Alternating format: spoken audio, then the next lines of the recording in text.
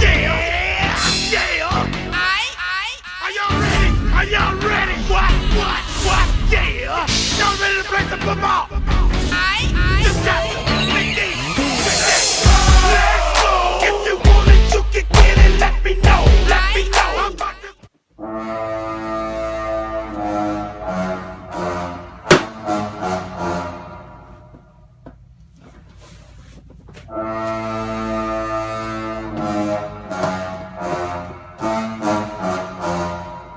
Y'all know what time it is.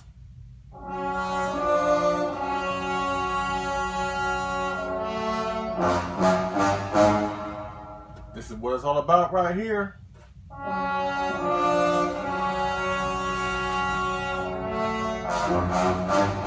That's enough about that. What's going on, people? LP2000 right back at you with another figure review coming from the Monster Island Man Cave with my beautiful wife watching me. Hey, boo-boo. Hey. Now, as you can see, you know what it is. You already know what it is.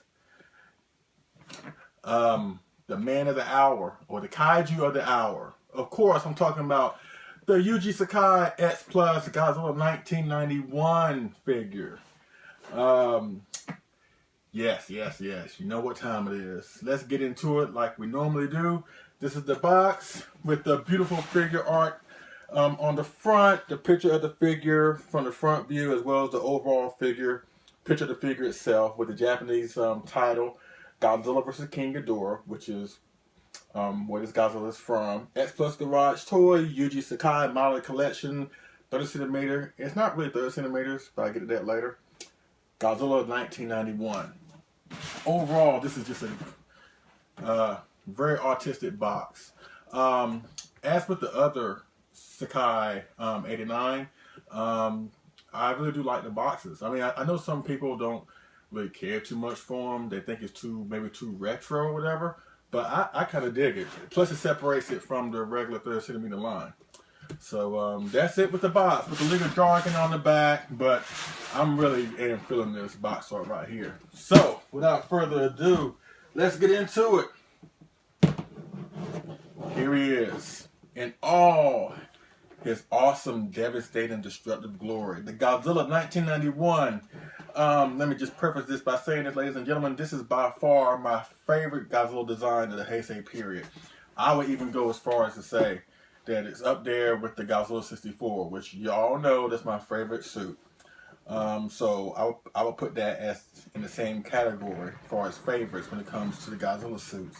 I know this is a variation of the Bio Goji, the Godzilla suit from Godzilla vs. Biollante, the previous film. But it's just something about this suit, which I will get into later. But like I said, this is my favorite Godzilla from the Heisei period, the definitive Godzilla in my personal opinion. Let's get into the figure. Beautiful, absolutely beautiful. From the tree bark skin, with the dark charcoalish gray of the skin, with a little yellowish tint on his claws as well as his toes. He's closed mouth. He doesn't have his mouth open.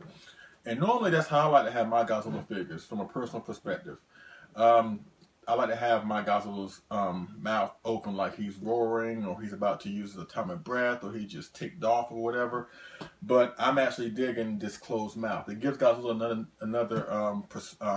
another look, a distinct look. It's just amazing how a mouth being open and closed could have a different look to the figure. This is a custom-made Godzilla 1991 I had made. The big brother, at least one of them, because I had it made because I was under the assumption that X Plus would not get around to make a Godzilla 1991. And of all the Godzilla designs that I wanted them to come out with and wanted them to make, Godzilla 1991 was the one I was looking forward to the most.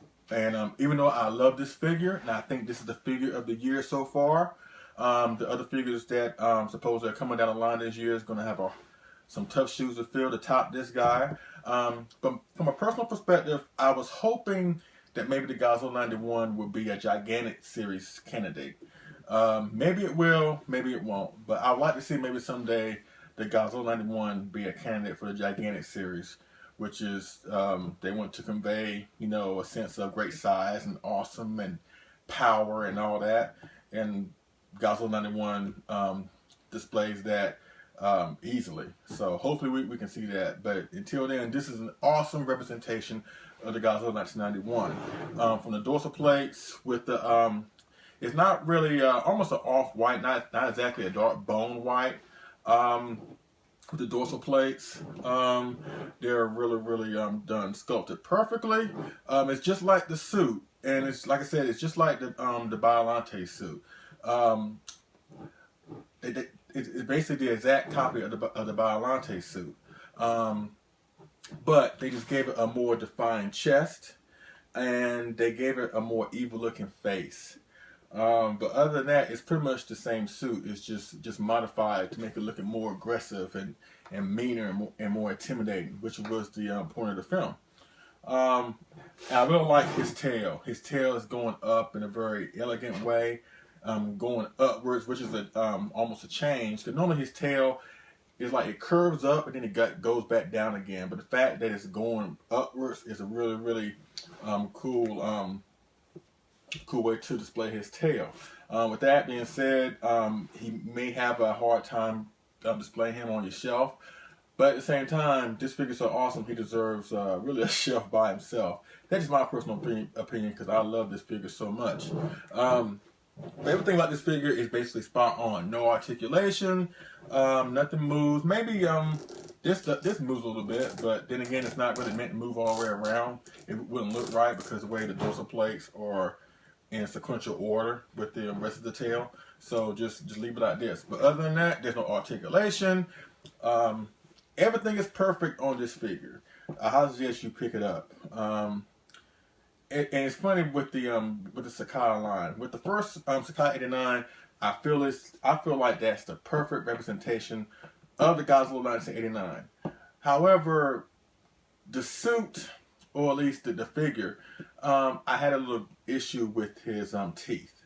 His teeth look like he's been drinking coffee for like 35 days straight and had more of a brownish tint on his teeth. But with this figure, I don't see any flaws in it. And that's not me being biased because I love the figure so much. I just don't see any flaws in it. It's just a perfect representation of the Godzilla 1991 from all angles. There's not one angle where it looks imperfect or it looks kind of wonky. No matter how you look at this figure, this is basically perfect. A perfect representation of Godzilla 1991. So with that being said, I took some pictures of the Godzilla 1991 with a couple of figures of mine. So why don't you take a look at that, and I'll be right back. Yeah! Are y'all ready? Are y'all ready? What? Yeah! Y'all ready to play some football? Just big D, check this. Let's go! If you want it, you can get it. Let me know. I'm about to break this thing up. Let's go! If you want it, you can get it. Let me know. I'm about to break this thing up. If you want some, come get some. Cause where I'm from, we so big. And everybody knows somebody that knows somebody that knows something about it. And I want answers now. Who, what, where, and why. See, a lot of dudes like to act the fool now. Get on live, but that ain't my style. Now who he gon' get and what he gon' do? Run up on me if you want to. Hot damn pressing his homies. He's done up in front of his mama. I'll mop up the floor with him. And I kick in the door and let the fofo hit him. I got fools that'll go get him. That's for him and Pooh and the dudes that run with him. If you want it, you can get it. Okay, we're back. Back to the review, and so let's get into some size comparisons. And you know what?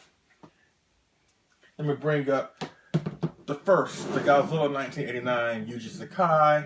Let me bring in the Godzilla 1989, the original 30 centimeter from X Plus. Both the Sakais are under 30. You're looking at maybe 29 centimeters, or at least 10, 11 inches tall, where the original G89 is roughly 12 inches tall. And seeing these three together is actually really awesome. Rick Boy, standard. And let me just say this. I've been saying for a long time that even though the Godzilla 89 from X Plus is really the 89, it has traces of the 91 in it. And I say that because look at the chest between the Sakai 89 and the 91, and look how basically both of these suits are in this figure right here. Godzilla didn't have the elongated gums, or at least his gums showing in the 89 film. And his chest wasn't that buffed up in the 89 film either. It was buffed, but it wasn't as buffed up as it is in the 91 film.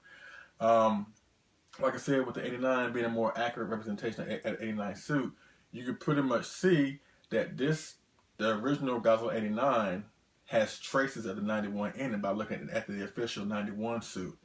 But they're all great representations of the Bio-Goji and the 91 suit. So that's your size comparison between these three beautiful figures.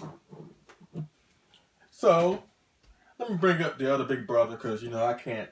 He wants to be shown. So let's just to bring in the other big brother. And yes, this is another Godzilla 1991 custom made. So yeah. But yes, I really do love this figure. I really do. I highly suggest you pick it up. I even suggest go the eBay route. It just came out recently, so you should be able to better find one for a good price. Now, don't go bankrupt, but just do your research and try and find something for a great price. And about this film, I gotta talk about the film just a little bit. It's my number 3 favorite Godzilla film of all time. And however, there's some things I can't get past about the film. I made a top 10 Godzilla, my favorite Godzilla film video, and I pretty much said what I love about the movie. I do love the movie so much, but let me just tell you 3 things about that film that kind of like I have issue with. Number 1, the people from the future. Let's just say they're not the most competent bunch in the world.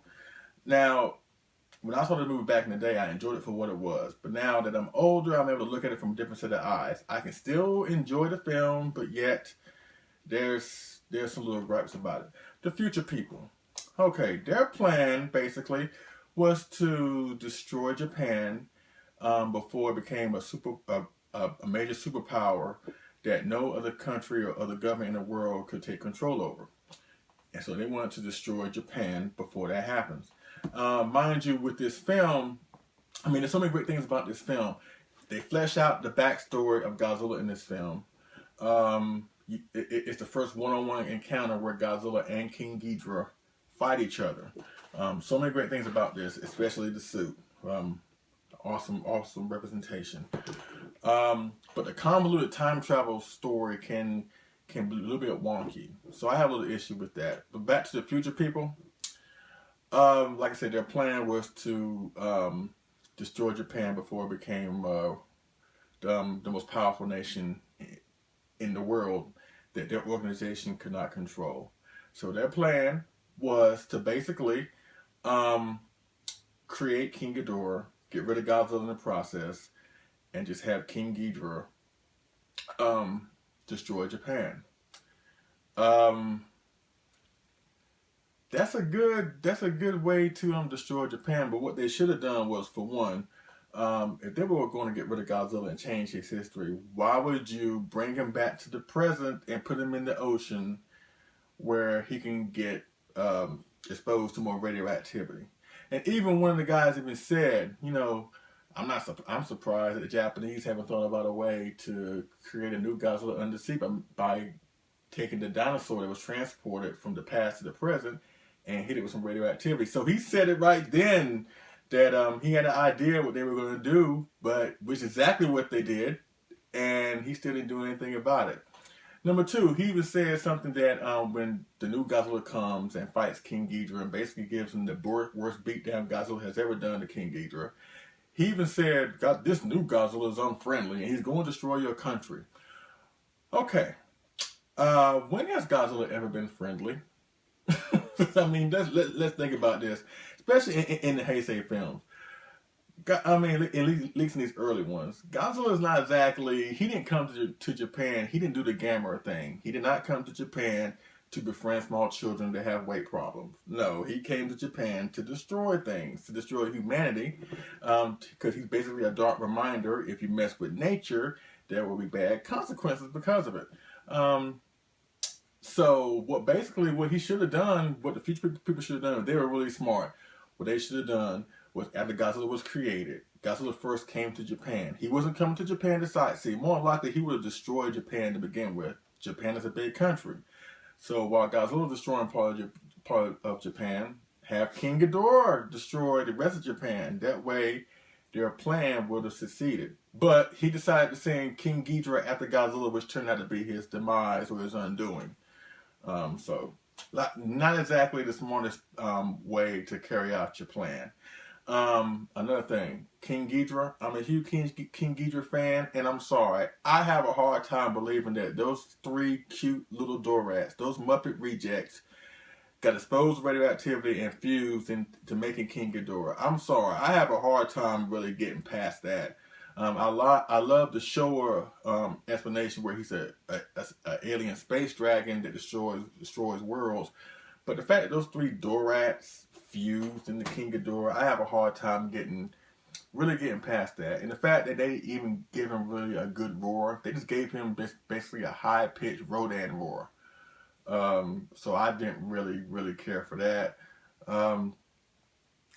But with all this silly stuff that happened in the film, you know what? I totally could forget about it once this Godzilla is on screen. He made me forget about all the stuff I have a problem with Godzilla's King Ghidorah and make me forget about that. That's why I love this design and why I love this figure so much. It just makes you forget about some of the questionable things about that film.